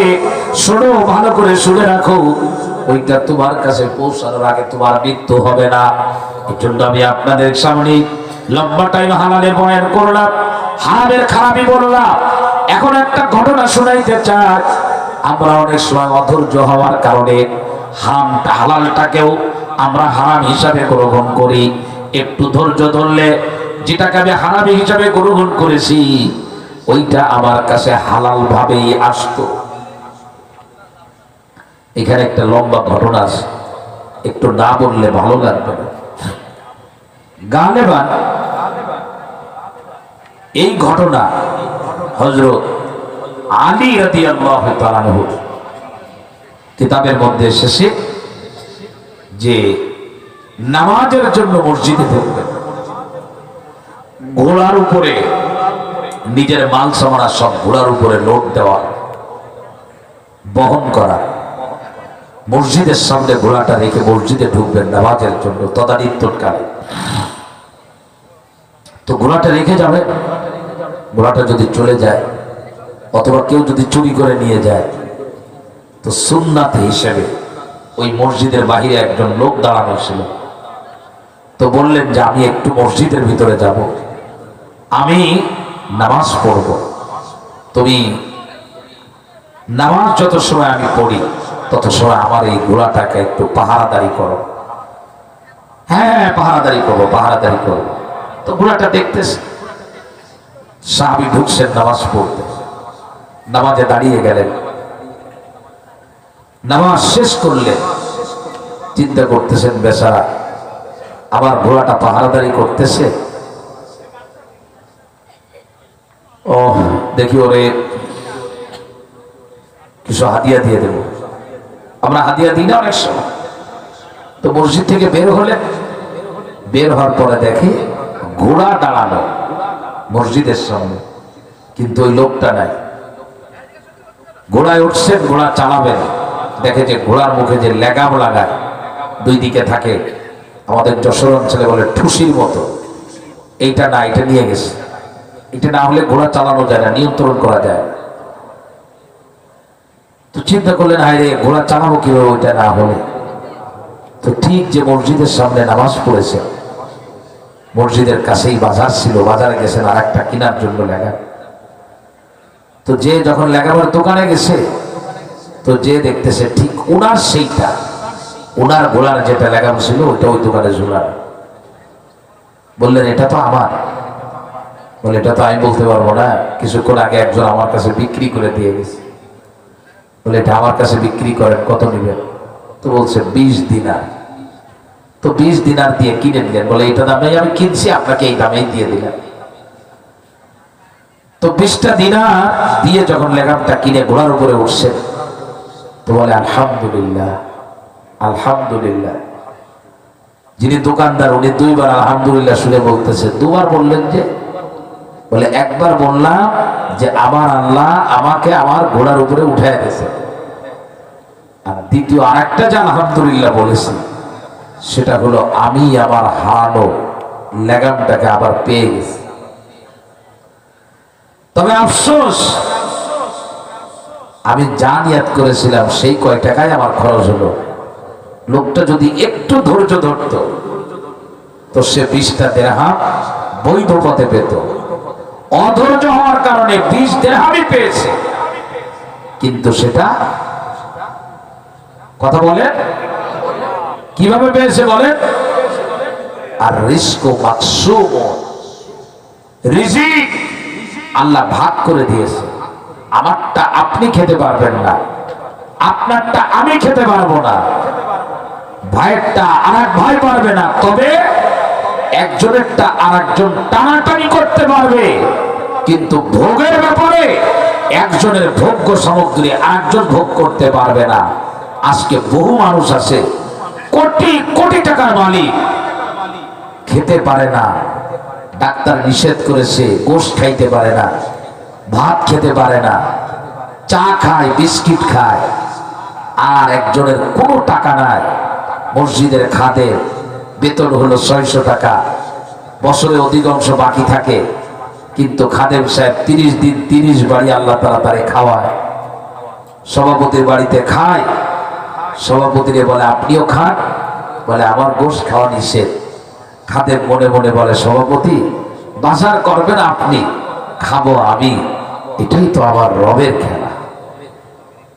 আমরা বুঝি না, আমরা শুধু ইনকাম করব 2 হাত দিয়ে, 4 হাত দিয়ে সরকারি সম্পদ আত্মসাৎ করবো, মসজিদ মাদ্রাসার টাকা বাড়াবো, স্কুল কলেজের টাকা বাড়াবো, আর মেরে মেরে কত যে অহংকার। আরে বাবারে বাপ, গল্প দেয় হুজুর, আপনি তো জানেন কিনা জানি না, আমি তো আসলে মসজিদে আসার সময়ও পাই না। চিনতে পারছেন তো আমারে? কি চেনবো আপনার, আপনি কে?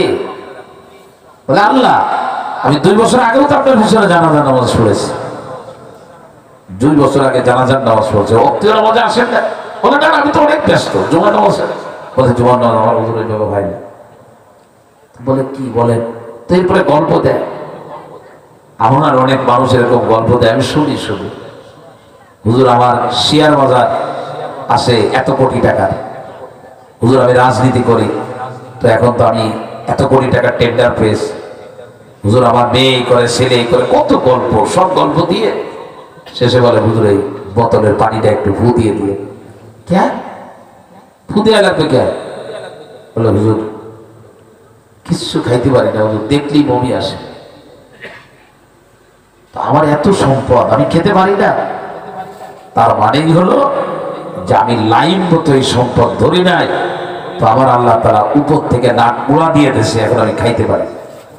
সুতরাং আপনাদের কাছে আমার উদারত আহ্বান, আমরা আমাদের জীবনে একটু কষ্ট হলেও আমরা বৈধ ছাড়া কোনো অবৈধ পথে আমরা হাঁটবো না। ঠিক আছে তো ইনশাল্লাহ?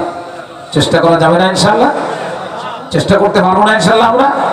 আমরা বৈধ পথে চলবো, আমরা বৈধ পথে ইনকাম করবো।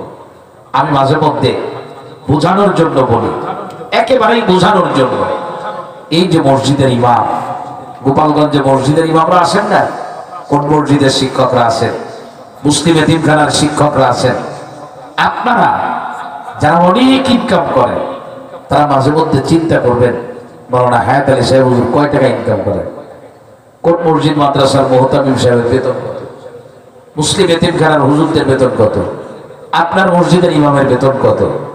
জিজ্ঞাসা করে দেখেন, বেতন কম কিন্তু শান্তি বেশি, বড় আরামে আছে, বড় আরামে আছে। চুরি ডাকাতি করে, অবৈধ ইনকাম করে জীবনে কোনোদিন আরামের আশা করা যায় না, শুধু ব্যায়ামই হয়, কষ্টই হয়।